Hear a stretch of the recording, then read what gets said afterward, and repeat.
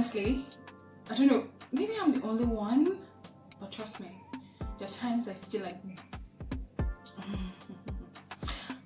greeting my supervisor. That came out wrongly, but I know you know what I mean with the expression. I mean, there's some people in the workplace that they can turn you to a mad person. And whether you like it or not, this is something that you should expect from time to time.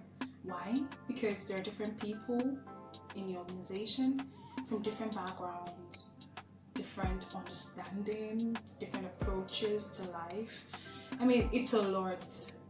So there are times that I think, yes, the moments where you feel like doing and then there's sometimes I just feel like, you know what, for my sanity, please, day your day, my day.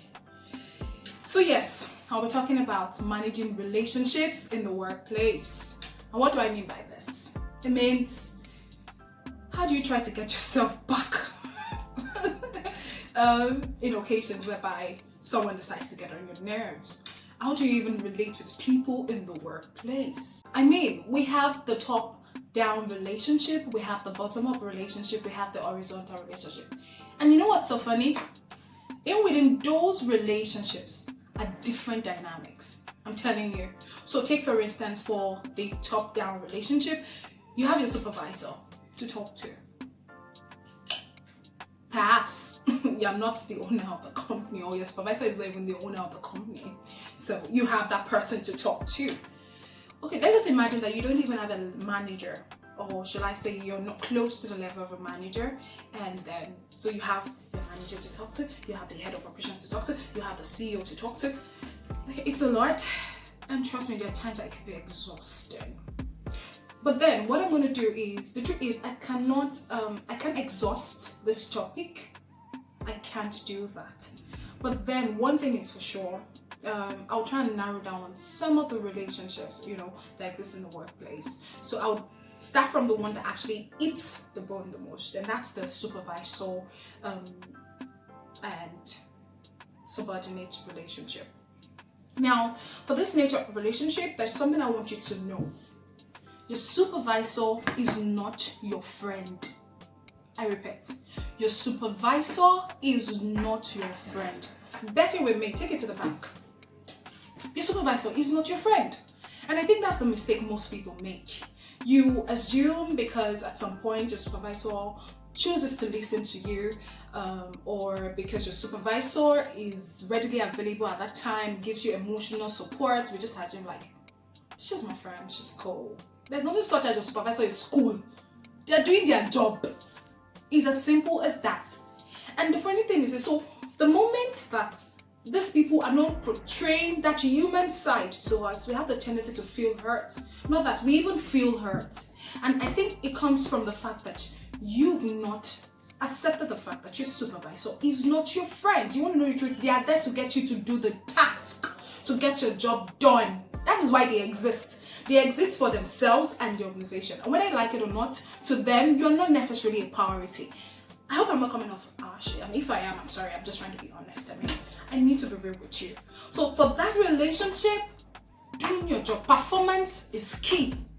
Do your job. Don't expect too much. Cut it down. Right now, I'm in a place whereby I don't expect much from my supervisor, apart from things that are work-oriented. But when it comes to the emotional part, I told myself not to place too much demand on her for that. And it's simple. It's the reality of that relationship. She is my supervisor. So I need to accept that. Now, moving on to, let's say, the colleague relationship. So funny enough, where I work, I have a colleague who is like a brother to me. And I have a colleague who is a colleague. It's simple. Yes, there are times that yes, you could find friends within the organization, but it's not mandatory that you find friends in that organization. The reason why you're in that organization is to work. It's not to make friends. I think sometimes we just need to be real with ourselves. So most of the time, let's try and detach the personal from the professional.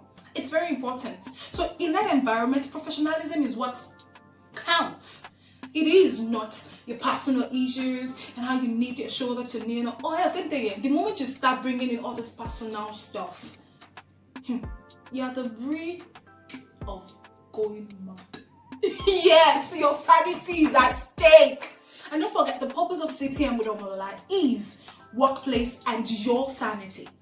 We are trying to see how well can we rest, how well can we help our minds from going haywire, and that is what's really, really important. So yes, like I said, I might not be able to really touch on every aspect, but at least for the supervisor and for the normal colleague relationship, I think you can see the dynamics. Yes, of course, whether I like it or not, on the hand of the supervisor is the job that really, really matters.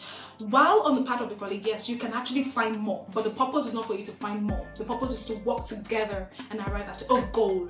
So I hope we got something from today. It's possible I might do a part 2 for this. So yeah, look out for the next video.